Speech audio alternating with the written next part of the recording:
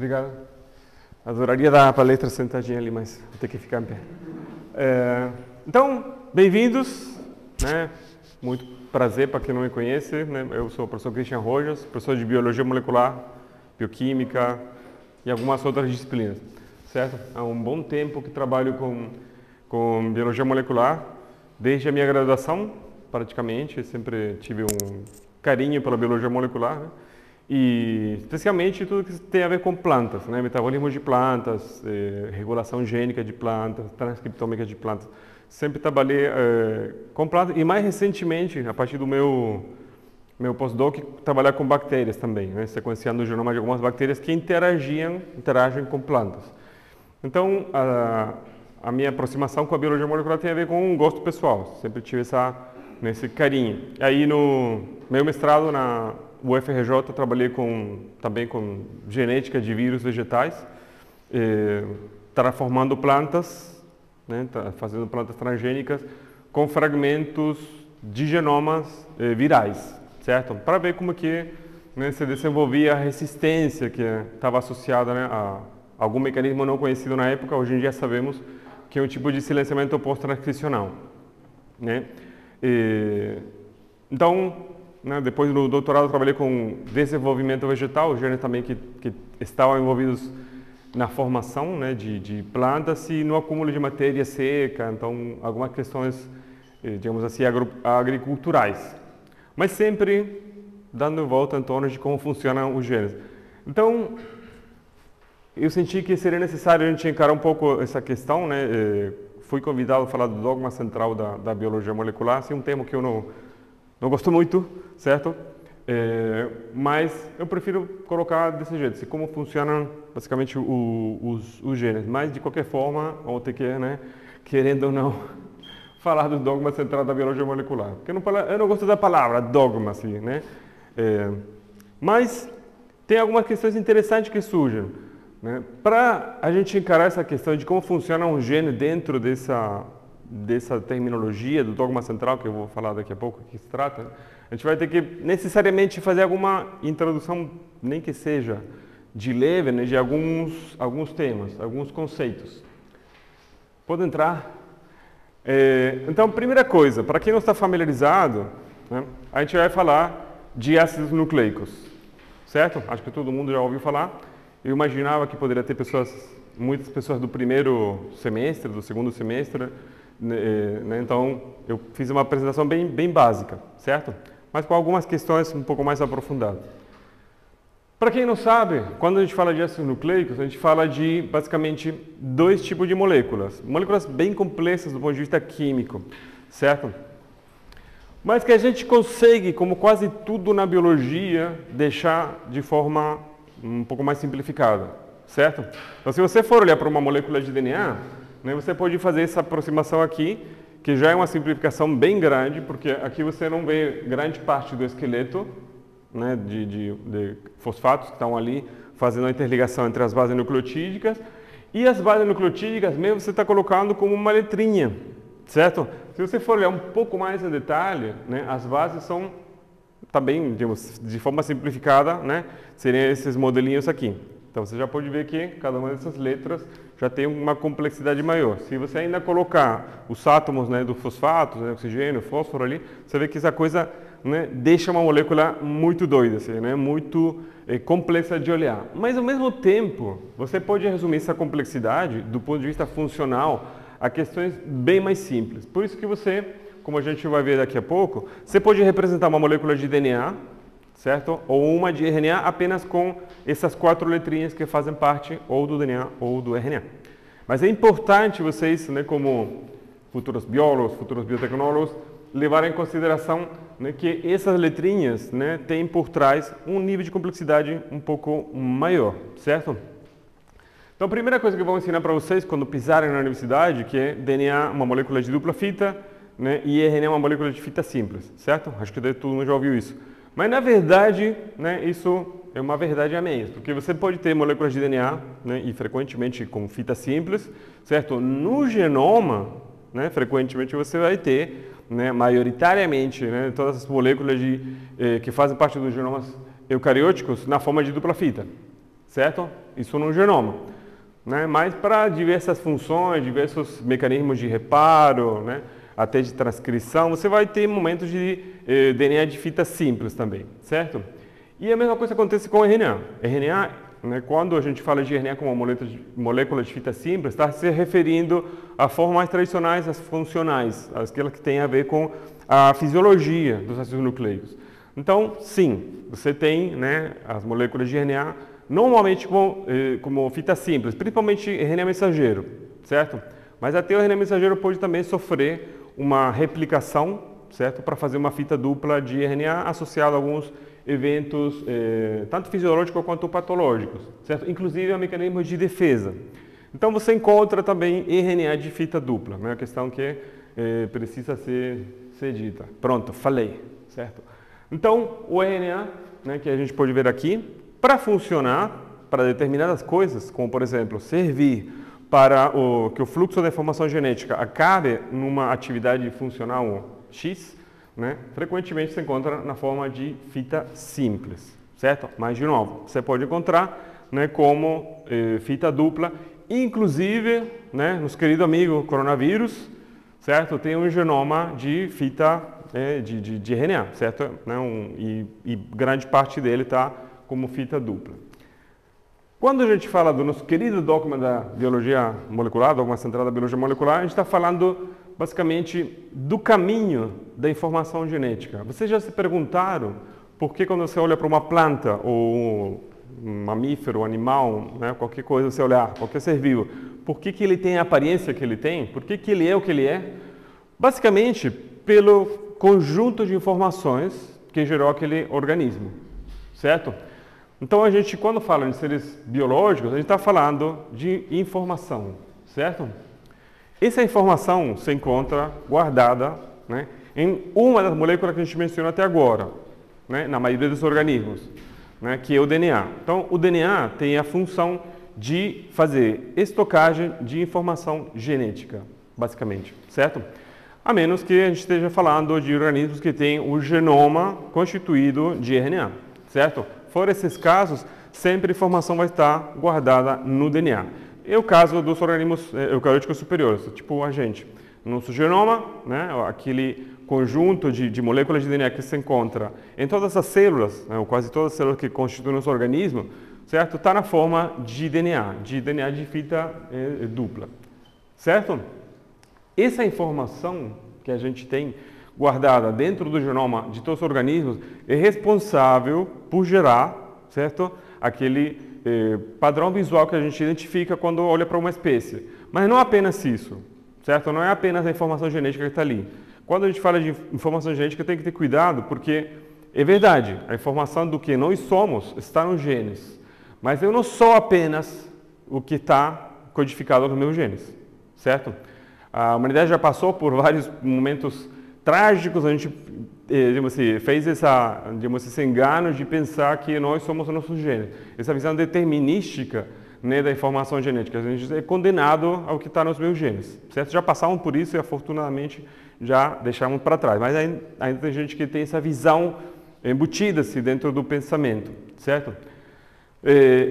A gente sabe hoje em dia que o que a gente é verdade, se encontra lá no nosso genoma, mas também, né, somos o que comemos, né, os ambientes que frequentamos, inclusive os que frequentaram e as coisas que comeram nossos ancestrais, certo? Hoje a gente já sabe que, né, grande parte de nós, sim, é verdade, somos o nosso genoma, mas também tem um conjunto de interações que a gente estabelece, que o nosso genoma estabelece com o ambiente e que, produto dessas interações, né, somos hoje em dia o que somos. Certo? E a mesma coisa acontece com plantas, com bactérias, com fungos, né? Todos os organismos têm suas informações genéticas guardadas no genoma, mas para que essa informação genética dê lugar a um organismo, digamos assim, já desenvolvido, precisa haver uma interação com o meio ambiente. Essa interação é extremamente importante.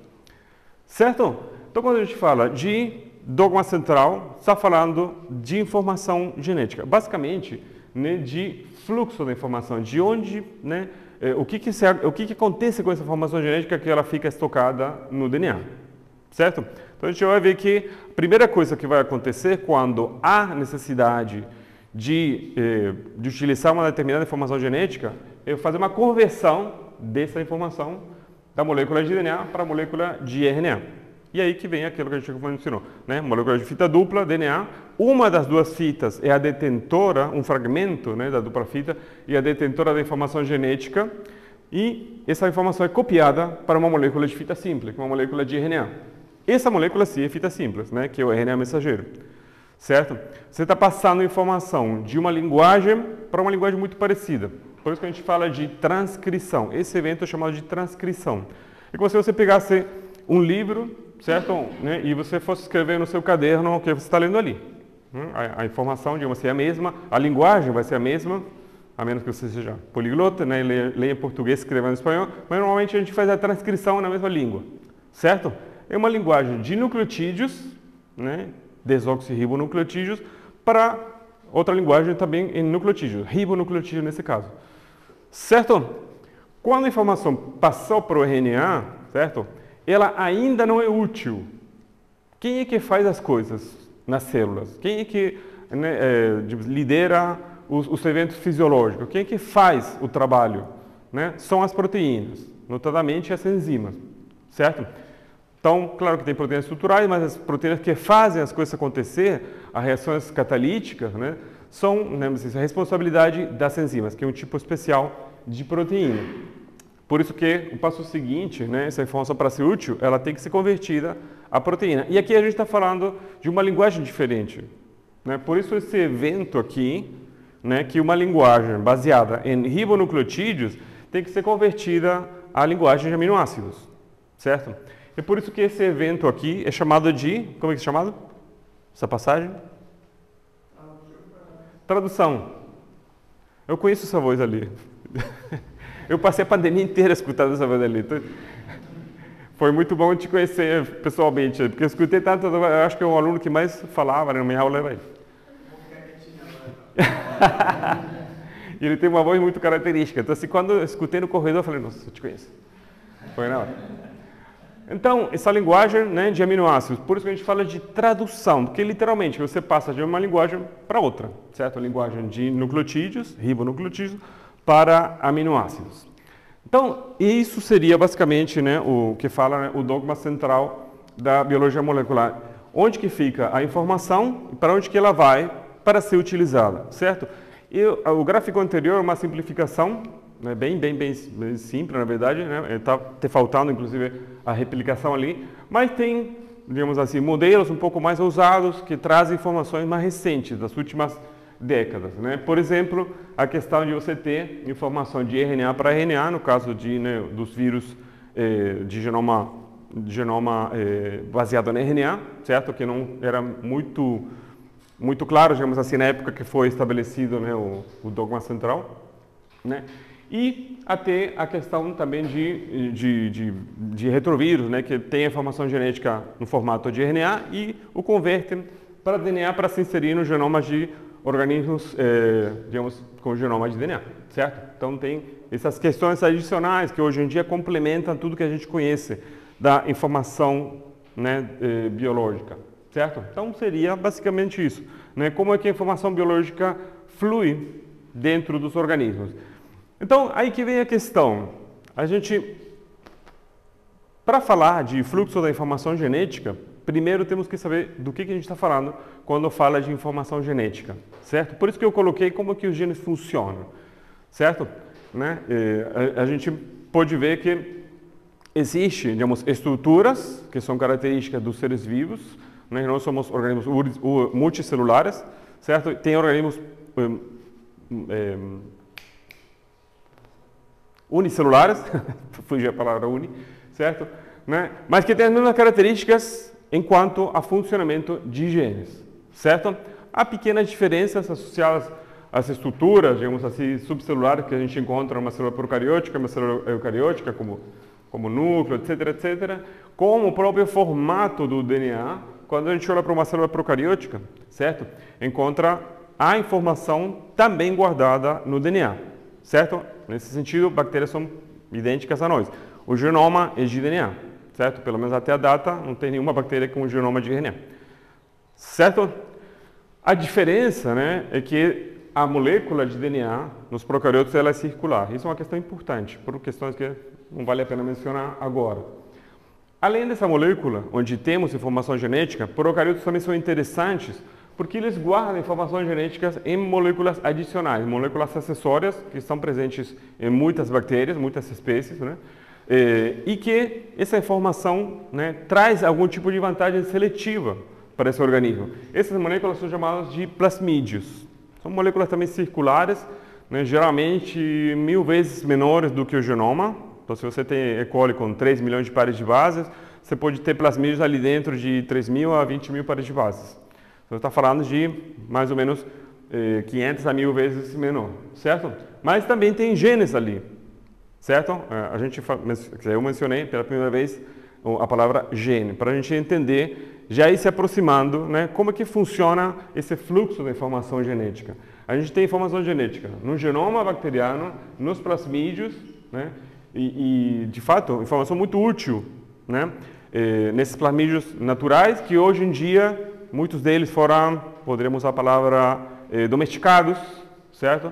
A gente tirou do ambiente natural deles, das bactérias, modificou, né, por ferramentas enzimáticas e deixou eles aptos para servirem como ferramentas. Então, hoje em dia, grande parte do que se faz com biologia molecular experimental é com auxílio de plasmídeos. Nesse caso ali, o plasmídio recebe o nome de vetor, certo? Já não é mais plasmídio, também tem gente que chama de plasmídio, mas o mais correto seria vetor, porque ele está carregando uma informação genética, inclusive que pode não estar desde o primeiro momento, originalmente nesse plasmídio. Você pode colocar a informação genética ali. Você pode colocar também no cromossomo bacteriano, mas já é um pouco mais difícil.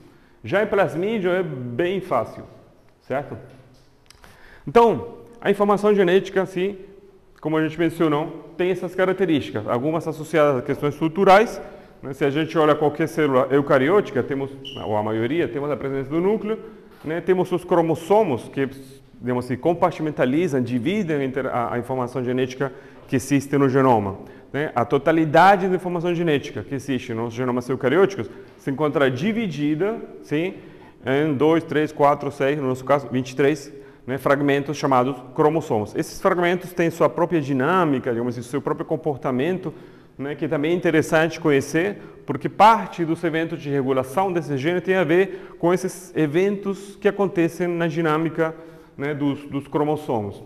Né? Mas basicamente o cromossomo, que é uma das primeiras estruturas genéticas observadas, certo, por questões operacionais, na verdade não é mais do que uma longa molécula de DNA. Longa molécula de DNA, certo? Aquela como a gente viu no começo, com suas bases nucleotídicas ali guardando a informação. E o certo é que, né, tanto em procariotos como eucariotos, né, a informação vem em pacotinhos, certo? Né? Se bem o genoma é uma coisa gigantesca, você tem regiões onde você encontra, sim, a unidade funcional, né, dessa atividade, que são chamados genes, né, que graças ao Mendel a gente sabe como eles se comportam, né, e como que eles podem funcionar. Então, a verdade é que você tem essas frações do genoma que tem informação genética que pode codificar uma atividade enzimática, por exemplo, certo? Então, aí a gente vai se aproximando ao conceito que é mais interessante, que é o gene. Né? O que seria o gene? É a unidade funcional, né, da informação genética, né, de todos os seres vivos, certo? Seja procariotos, seja eucariotos, inclusive, né, dos mais simples aos mais complexos. Eu não sei que tão familiar, vocês podem estar, digamos assim, tão familiar poderiam estar com essa estrutura aqui, certo? Mas isso aqui é um fragmento de DNA, né, que corresponde a um gene procariótico, a um gene de bactéria. Existem, de novo, certo? Voltando à questão da diferença de procariotos e eucariotos, existem diferenças enquanto a estrutura, onde a informação genética se encontra, numa célula eucariótica e procariótica, mas também na forma que os genes estão estruturados. Aqui a gente pode ver, basicamente, assim, uma região onde temos um gene, né? Isso aqui é um fragmento de DNA, onde temos, nessa caixa grande aqui, um gene. Então, apresento para vocês, para quem não conhecia, isso aqui é um gene. Né? Claro que aqui é uma simplificação de novo, voltando à questão das simplificações. Temos aqui uns 3 nucleotídeos que são extremamente importantes porque é ali que começa o gene, certo? Ali que começa a informação genética necessária para gerar uma proteína. Sim? Sempre será, né, esse triplete, esses 3 códons ATG, certo? E uma série de nucleotídeos ali que fazem parte do resto, certo, do gene. Lá no final, né, onde termina o gene, você terá outro triplete, né, que, né, TAA, certo? Tem outras 2 variantes, né, que podem ser, mas que esse aqui, certo, simboliza, né, o final do gene, ok? Você tem um começo e tem um fim, ok? Além disso, frequentemente você tem outros fragmentos acessórios que fazem parte ou do gene em si ou da regulação do gene. Então, o gene não é apenas o que é codificado, como por exemplo aqui aparece na amarelinho uma região chamada UTR, certo? Né? Untranslated Regions, são regiões não traduzidas, são não traduzíveis, certo? Então, é um fragmento assim, que é importante para a biologia do gene, mas que ele não se traduz à proteína, certo? De fato aqui, nem esse nucleotídeo, nem esse triplete é convertido à proteína, certo? Isso aqui, quem faz o trabalho de ler e dizer, vou construir a proteína que está codificada aqui, esse aqui ele entende como, olha, parou o trabalho, ele se solta. Então, nem aqui você vai ter um aminoácido. Certo? Então, você tem as regiões, né, UTR associadas, né, são parte do gene também por questões meio complexas de explicar rapidamente. E além disso, você tem as chamadas regiões intergênicas, porque como eu mencionei para vocês, tanto em bactérias como em eucariotos, você tem entre um gene e o vizinho ali, provavelmente um grande espaço, certo? Em eucariotos, esses espaços são grandes, né, de às vezes milhares de pares de base, e em bactérias são menores, certo? A gente vai ver um exemplo agora. Ok? Quando eu olhei pela primeira vez uma estrutura assim de um gene, achei meio decepcionante. Falei, nossa, isso aí é bem diferente do que eu imaginava, certo? Apresento aqui para vocês, para quem nunca viu, um gene inteirinho, né, da gliceraldeído fosfato desidrogenase de E. coli, que aí recebe o nome de GAP, certo? Então, isso aqui representa um dos dois, né, uma das 2 fitas do fragmento que codifica para o gene, certo? Reparem que isso aqui, essa C continua com essa G aqui, etc. Então, o que está sendo apresentado aqui é apenas uma das 2 fitas, aquela que contém informação genética. Lembrando que o DNA, certo, no genoma, ele é dupla fita. Então, aqui já está subentendida a fita complementária, certo? Quando vocês olham para o gene aqui tem uma segunda, que não é apresentada, mas que eventualmente você pode também precisar saber alguma coisa dessa região. Certo? Então, né, voltando nessa questão que a gente iniciou, se a gente comparar um gene procariótico com um nível de complexidade um pouquinho maior, que seriam os genes eucarióticos, certo? Aí a gente dá um pulo, né, um pulo grande, né, onde existem elementos adicionais que têm a ver com a complexidade estrutural que representa, né, um eucarioto a um procarioto, principalmente eucariotos multicelulares, que é o caso de nós. Eu não sei se entrar em detalhe, mas acho que vocês já ouviram falar, né, que genes eucarióticos são interruptos, né? A informação genética ela se encontra fragmentada. Então você aqui tem um fragmento de DNA com informação genética para produzir uma proteína, um gene, certo?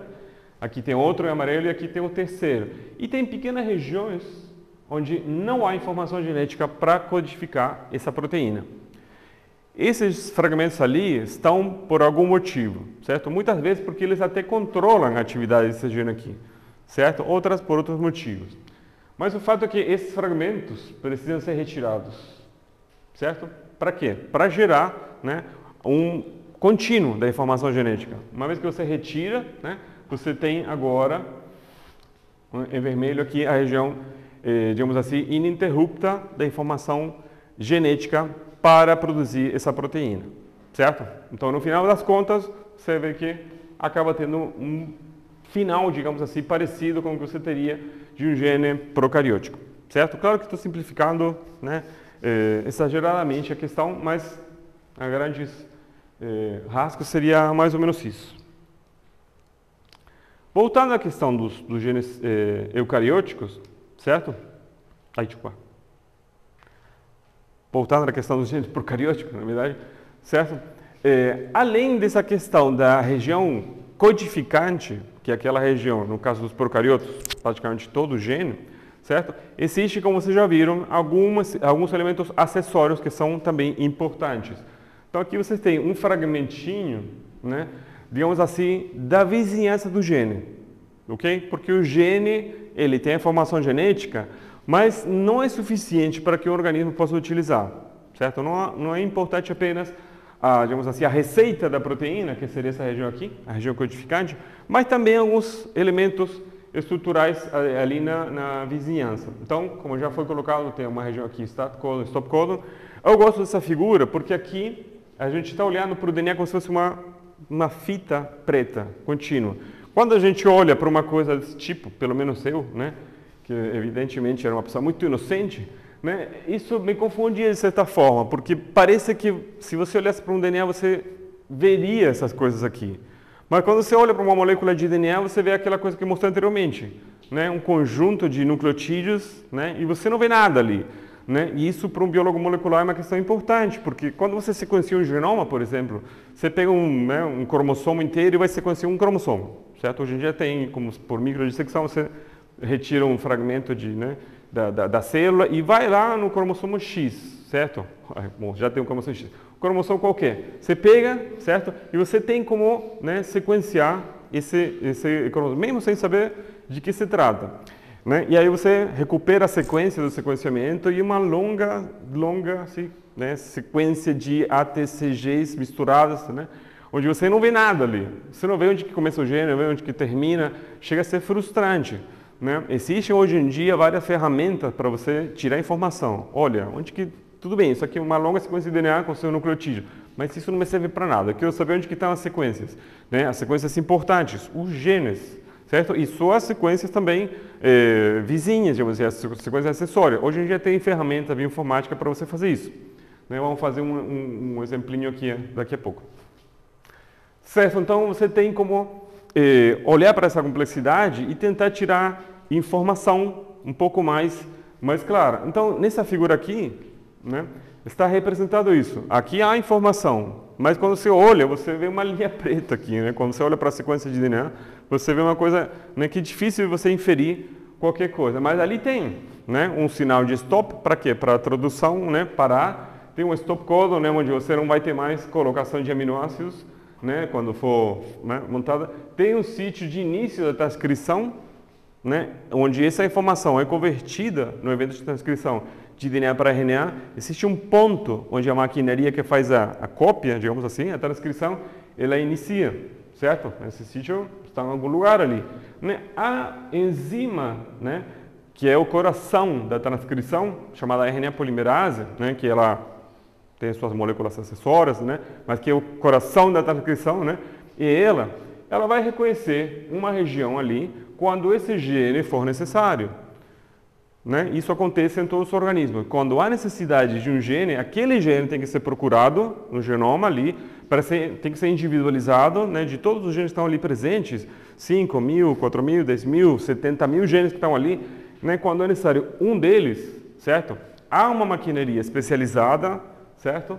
É enviada para aí uma proteína chamada RNA polimerase que faz o trabalho de dizer, olha, aqui começa o gene, certo? Então ela tem que ter indicativos. Isso é importante, não apenas uma questão, né, digamos assim, de ciência básica, de conhecer onde que começou o gene, mas também do ponto de vista biotecnológico. Porque se eu quiser fazer isso, se eu quiser, né, brincar de Deus e fazer uma proteína, né, como faz uma célula, eu poderia fazer, mas eu preciso conhecer um pouco da estrutura, sim, dessa molécula de DNA. Eu tenho que oferecer, né, para a minha maquinaria, né, vou usar uma palavra da biologia, para o meu chassi, né, minha bactéria de interesse, que ela vai fazer o que eu estou querendo. Biologia sintética se trata disso, certo? De você utilizar um organismo, certo, como uma ferramenta biológica, uma fábrica biológica. Mas você tem que dar as indicações para ele. Então não adianta apenas a região codificante do gene que eu estou querendo colocar para que meu chassi, né, faça. Eu tenho que dizer, né, além de ter muito bem marcados os limites, princípio e fim do gene, também sequências adicionais, né, como o sítio, né, de finalização da transcrição e início da transcrição, né, uma região para indicar para a RNA polimerase, que vai fazer o trabalho, uma região onde ela tem que, sim, se assentar ali e começar a transcrição. Então, todos esses elementos são extremamente importantes para você poder fazer qualquer empreendimento biotecnológico que utilize, né, um gene ou uma região codificante de qualquer coisa, certo? Ou de proteínas ou de RNAs funcionais. Então, essas questões são importantes na hora de você sentar, né, fazer um evento, por exemplo, planejar um projeto para um iGEM.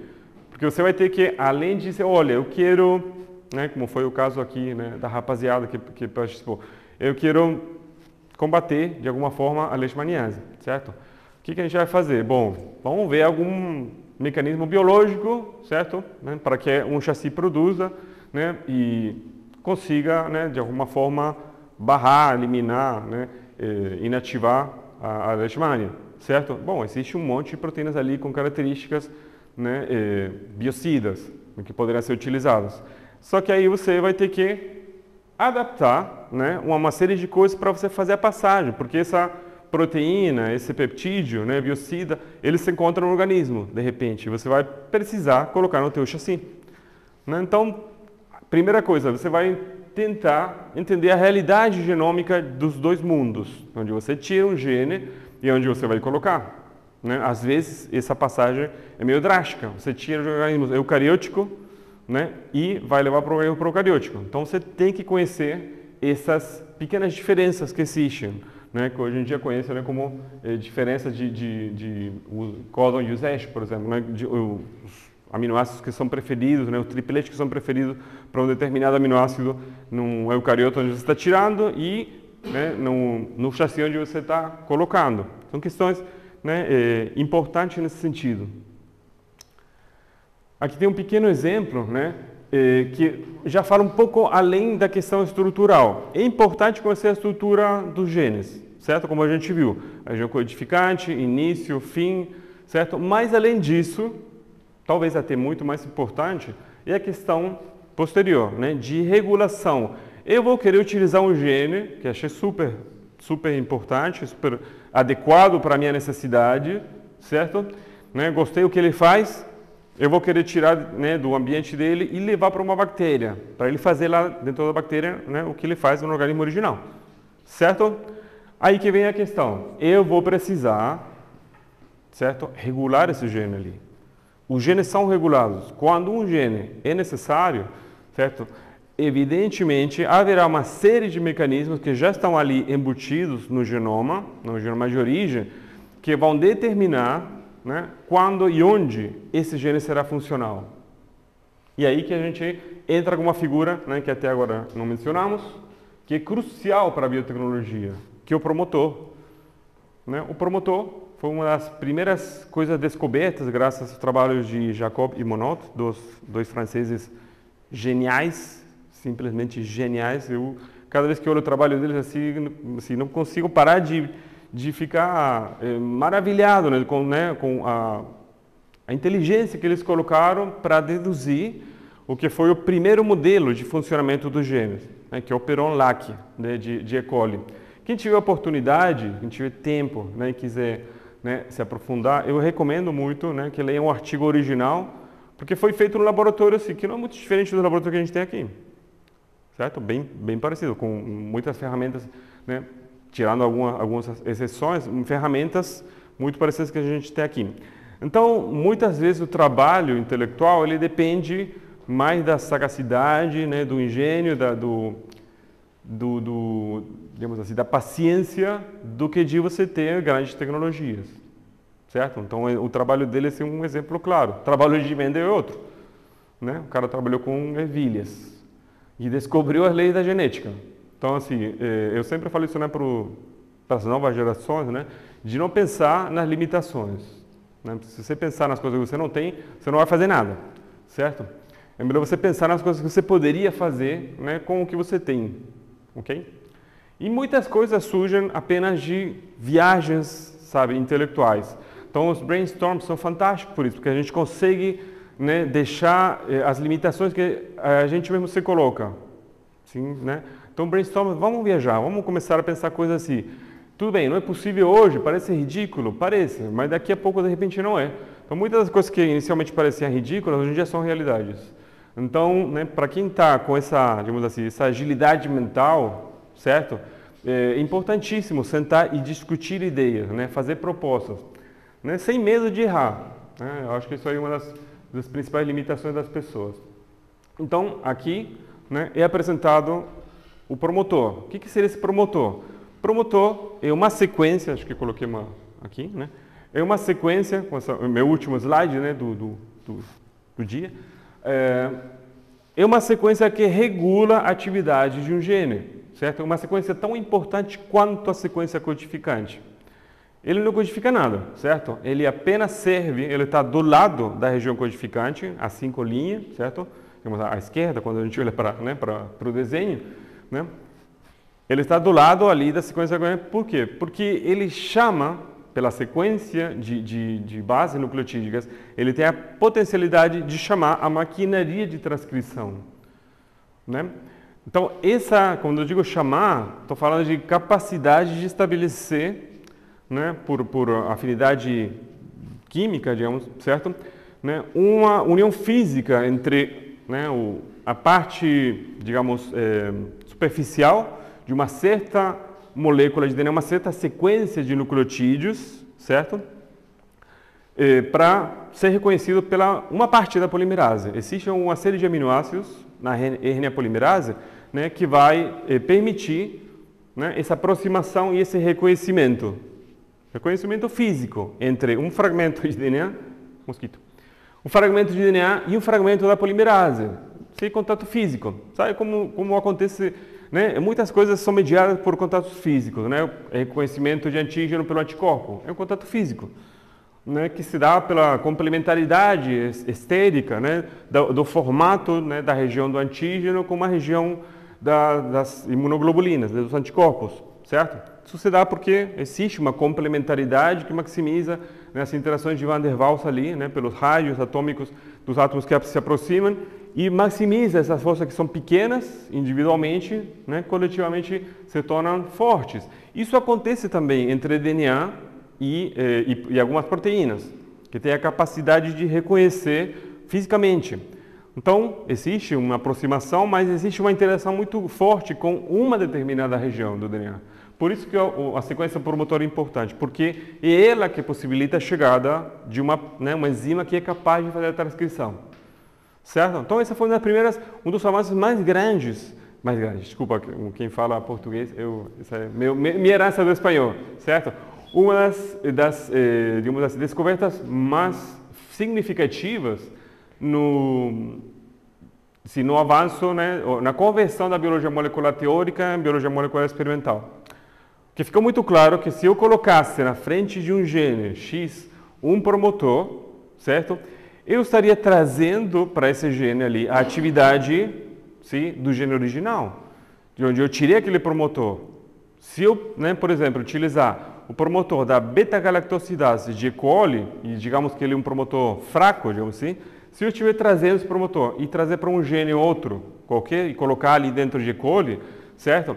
Esse gene que eu colocar aqui, né, a 3' do promotor da beta-galactosidase, vai fazer que esse gene que eu coloquei ali se comporte da mesma forma que a beta-galactosidase, certo? Porque quem determina se esse gene será mais ou menos ativo não é a sequência da proteína, é a sequência do promotor, certo? Então foi a primeira coisa que foi interessante conhecer dos promotores. A segunda, e talvez até mais importante, é que existem diferenças entre promotores. Tem alguns promotores que pela sequência de nucleotídeos são capazes de chamar fortemente, né, a polimerase só com a sequência, sabe? Né? Não precisa de mais nada. E o caso de muitos promotores virais, né, são chamados às vezes de promotores fortes, porque só a sequência dele já consegue, né, atrair a polimerase e fazer aquele gene, independentemente do que for ali, ele vai conseguir transcrever doidamente, certo? Já outros promotores, né, não têm essa capacidade inerente ali embutida na sequência. Ele pode chamar a RNA polimerase, mas ele vai precisar de auxílio de outras proteínas, né, os chamados fatores de transcrição.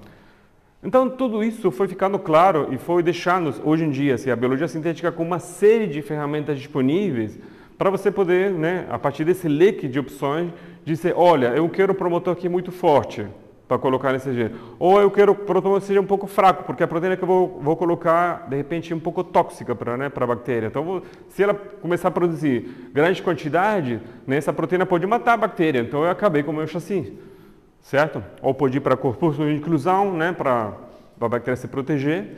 Né? Hoje em dia, tem até um conhecimento tão grande de promotores, inclusive promotores eucarióticos, que a gente tem muitas vantagens quanto a hora, sim, e lugar de atividade. Existem promotores que são, digamos assim, responsivos às questões ambientais. Por exemplo, o estresse térmico.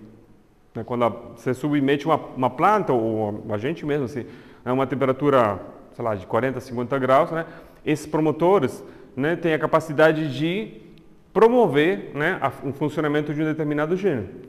Tem outros promotores que são responsivos a compostos químicos, né, a hormônios, a momentos do desenvolvimento.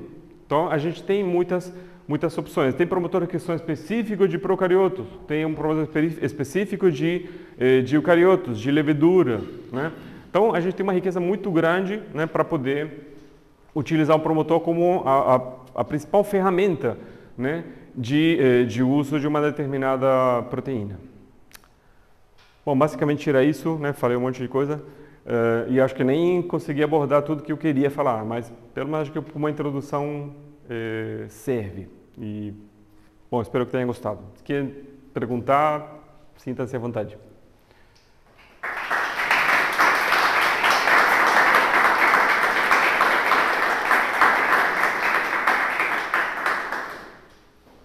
Obrigado. Alguma dúvida? Eu gostaria de ouvir perguntas das pessoas que têm menos conhecimento, né? Assim, que estão chegando só agora, biologia molecular, que, né? Sei lá. O que vocês acham, né, assim, desses avanços que a gente foi vendo nos últimos 20, 30 anos, né? A gente, pouco tempo atrás, biologia molecular era só capim, só mato. E hoje em dia, vocês estão vendo a quantidade de coisas que a gente faz. Provavelmente nos próximos anos a gente vai ver um crescimento igualmente grande, assim, né? Quando eu era criança, né, por exemplo, assim, a gente ainda não tinha nem sequenciado o genoma humano. Hoje em dia não apenas está sequenciado, mas já estamos tirando assim, as individualidades. Estamos vendo não apenas em que somos iguais. Quando alguém sequenciou o genoma, a primeira coisa que foi, bom, o que é um gene da insulina humana? O que é um gene, sei lá, né, da colagenase, da qualquer coisa, certo? E aí você vê no que somos iguais. Aí a gente tinha a sequência do gene X, né, de humanos, para uns 25 mil genes. Só que depois, né, o que ficou interessante é dizer, não, tá bom, já ficou claro assim, no que somos iguais, mas vamos ver em que somos diferentes.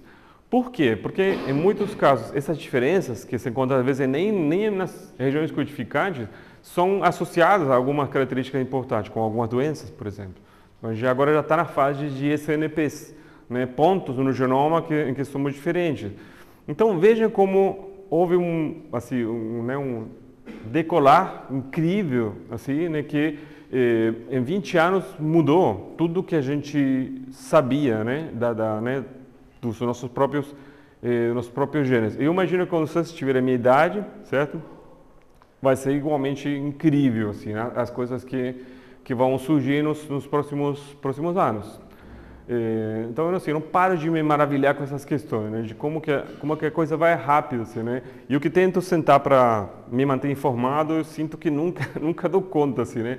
De coisas que vão aparecendo, assim. Mas ao mesmo tempo fico feliz, porque assim, as novas gerações também estão chegando com novas curiosidades, né, cada um às vezes tentando aplicar ao que mais gosta, tipo assim, eu gosto muito de planta, certo? Mas tem gente que, né, gosta de mais questões associadas à saúde humana, à produção, né? Como que eles fazem para manipular isso, de transferir os genes para as bactérias? Nossa, adorei essa pergunta. Né, o que eu sempre me perguntei quando eu estava lá no começo, né, engatinhando com a biologia molecular. Na década de 70, certo? Quando a biologia molecular, né, começou seus primeiros passos, né, que foram isoladas as primeiras enzimas que eram capazes de manipular o DNA, né? E aí temos a DNA polimerase 1, né, que Arthur Korberg isolou e publicou um artigo, né? e ganhou um prêmio Nobel também com isso. Ele mostrou, certo, pela primeira vez, uma coisa que muita gente já imaginava, que era possível você tirar uma ferramenta, né, do ambiente celular, né, uma enzima, e se você oferecer o ambiente químico adequado, ela poderia fazer in vitro o que ela fazia dentro da célula. Né? Então, aí o processo inicialmente, na década de 70 foi isso, né? De várias enzimas que foram isoladas e seguindo os passos de Arthur Kober, né?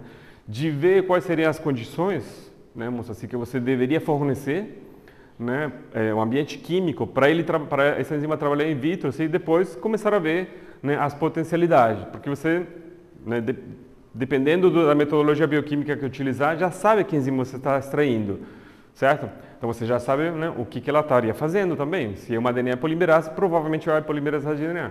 Mas o interessante era ver exatamente todas as possibilidades e quais seriam as condições de funcionamento ideais e quais seriam as condições de funcionamento, assim, condições não ideais.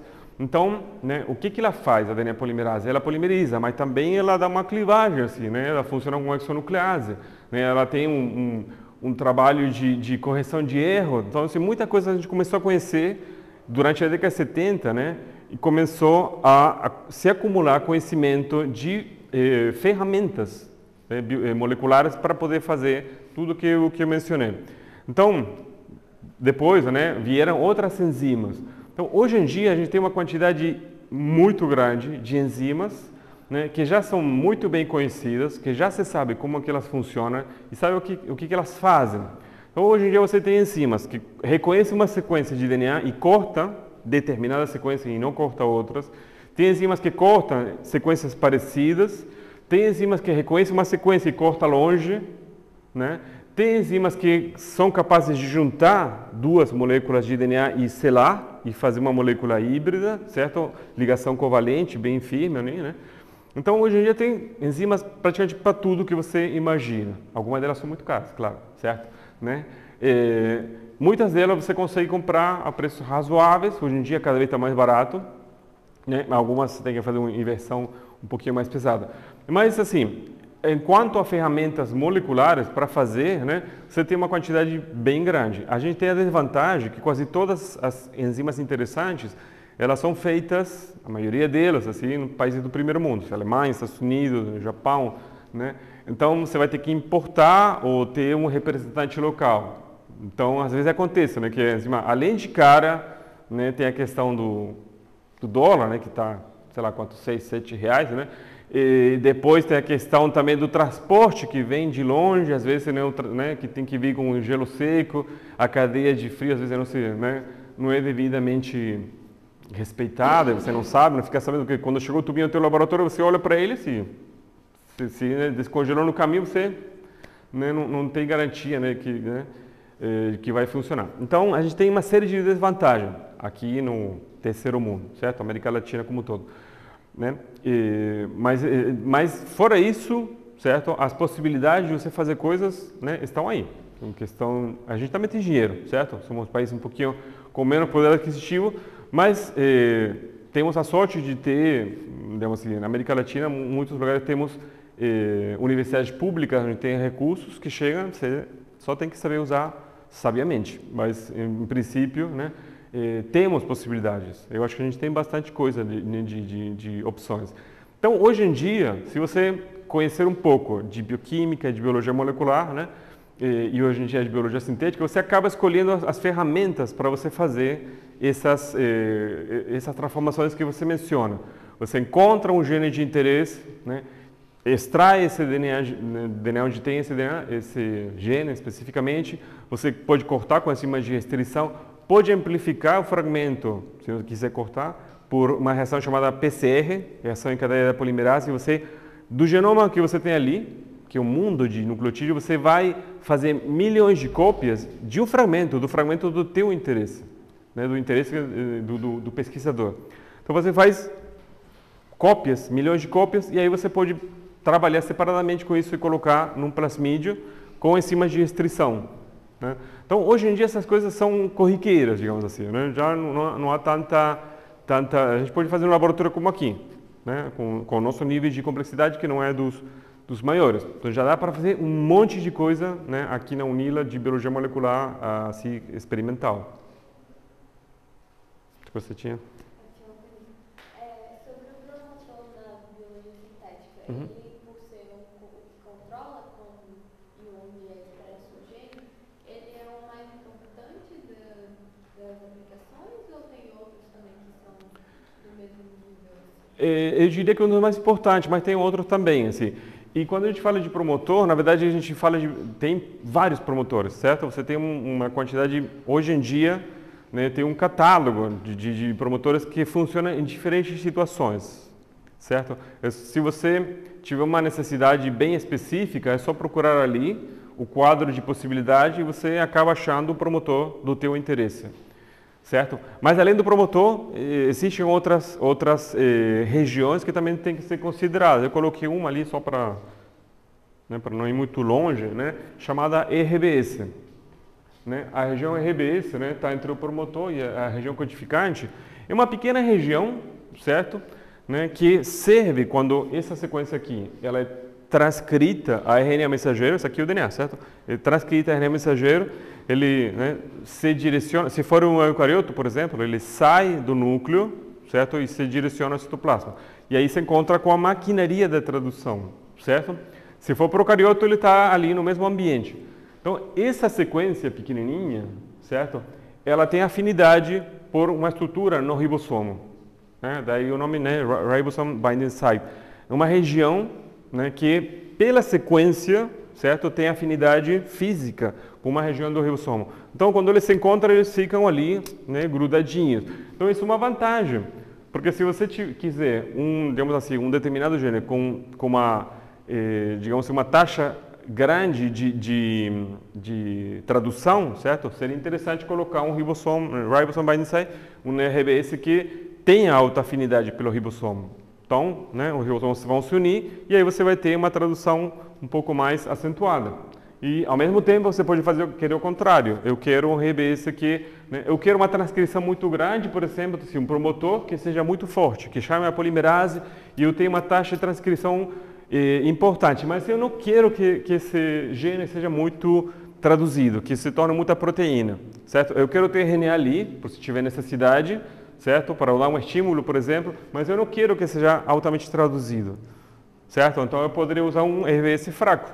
Então eu teria as duas coisas, uma taxa de transcrição muito elevada, né? E caso precisar ativar, por exemplo, certo? Mas eu vou ter um nível de regular a tradução, colocando um RBS fraco, por exemplo. Aí você tem outro exemplo, né, de como realmente você pode modular a atividade final, digamos assim, né, que seria a funcionalidade com a presença da proteína ou da enzima. Mais alguém? Diga.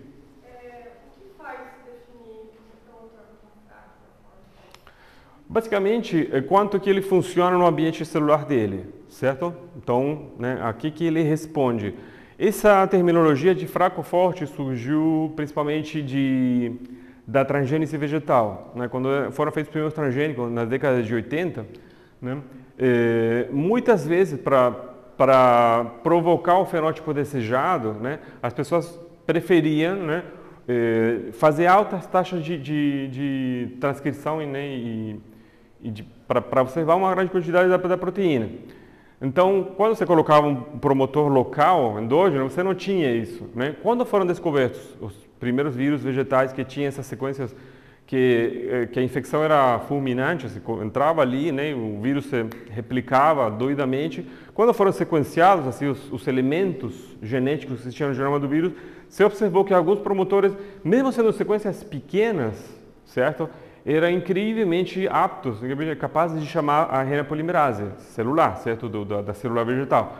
Então alguém falou assim, ó, se a sequência do promotor por si só, sem nenhum tipo de fator adicional, já tem a capacidade de chamar a RNA polimerase, né? Isso deve ser uma questão intrínseca da sequência. Então, se fizeram vários experimentos, onde você tira o promotor, esse promotor viral, que você imagina que seria um promotor forte, e coloca em outros, né, com outros genes ali, marcadores visuais que você consiga ver, né? E aí você confirma, né, quais eram os promotores chamados fortes. Então era uma classificação operacional, né? Então, tinha um do 35S que até hoje é muito utilizado, né? Um dos promotores virais, né, do vírus do mosaico da couve-flor, que aí até hoje é bem usado. Mas não só pensando assim como um produto final, né? Mas pensando assim a nível molecular, só observando assim a sequência de aminoácidos, é possível identificar se o promotor é fraco ou forte só pela sequência dele? Hoje em dia ainda não. Só no caso se você tiver homologia de sequências, tipo assim, se você tiver um vírus parecido, né? E tiver um promotor também que você suspeita, você pode clonar, sequenciar e compara, certo, com promotores já descritos. E aí você poderia ter uma estimativa, mas sempre vai ter que confirmar com o gene marcador. Posso perguntar, professor? Normalmente, tipo, a gente chegou a trabalhar no nosso projeto com a regulação do RBS. Aí o promotor RBS normalmente tem mais ou menos os mesmos conceitos, assim, mas tipo, normalmente o que eles fazem? Eles pegam com a sequência já conhecida e aí eles fazem diferentes modificações nessas sequências e formam uma biblioteca. E aí, a partir dessa biblioteca, eles testam com uma proteína fluorescente para ver tipo, a intensidade de produção a partir de cada um dessas modificações que eles fizeram. E aí eles identificam regiões conservadas e regiões que podem ser modificadas que vão manter o mesmo resultado também. Exato. Chama measurement. Isso. A medição do quão forte. Isso. Tudo isso é auxiliado com a mutagênese dirigida. Você tem uma sequência, sei lá, 30, 40 nucleotídeos, né? Aí você fez os primeiros testes, né, que eles mencionam e você vê como é que, né, que tão bem funciona. Você pode fazer, inclusive, um mapeamento, assim, dos 20 nucleotídeos, qual deles é mais importante, certo? Você pode fazer, mutar um por, né, e fazer de novo a repetição e ver realmente os mais importantes são esses aqui, né, e de repente identificar a região, porque de repente é uma região grande do promotor, mas de repente não é toda que funciona, é apenas um grupinho de nucleotídeos. Então hoje em dia tem várias ferramentas, né, para você caracterizar, né, e hoje em dia que está sendo sequenciado esses genomas com digamos assim, mais facilidade do que antigamente, né, está ficando mais fácil fazer esse trabalho de biotecnologia de fazer banco de promotores, principalmente para plantas, né, mas para bactérias também. Porque no início, né, o que era feito era a transcriptômica, né, onde você estuda, digamos assim, as sequências dos genes que são transcritos, porque era muito mais barato. Ainda é muito mais barato fazer transcriptômica do que genômica, né? Genômica oferece uma série digamos assim, de desafios, né, bem grandes, assim, né, de você, né, mas por outro lado tem vantagem, né, de você conhecer em que momento, né, você tem, digamos assim, atividade de um determinado gene e você pode utilizar para, né, para estender para outros genes também. Mais alguma coisa? Profesor, yo tenía una duda que me estaba hablando la otra vez. Y que cuando uno hace así modificaciones de distintas especies, ¿qué es, digamos, lo que tiene más tasa de fallar? Tipo promotores, RBS, ¿qué es lo que tiende más a fallar? Por ejemplo, si yo quiero mezclar un camello, ¿qué es lo que tiende a fallar más en relación de hacer modificaciones de otras especies? ¿Se tiene estipulado algo o usted sabe algo?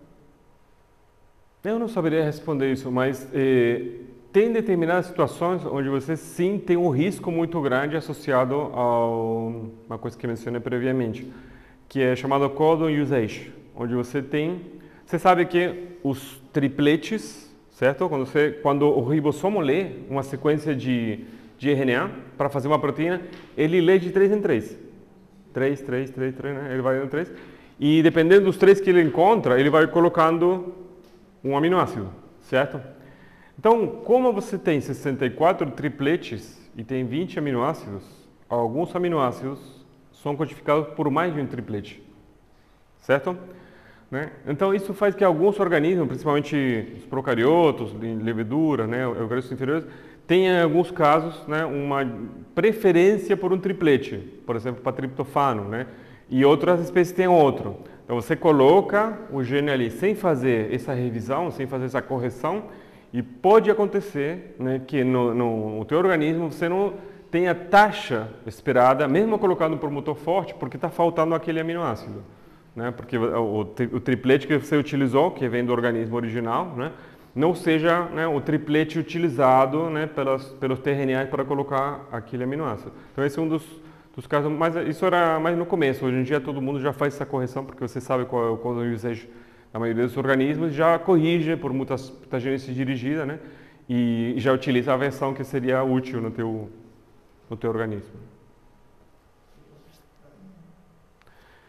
Gente, muito obrigado pelas perguntas. Vou passo, né, o restante da nossa...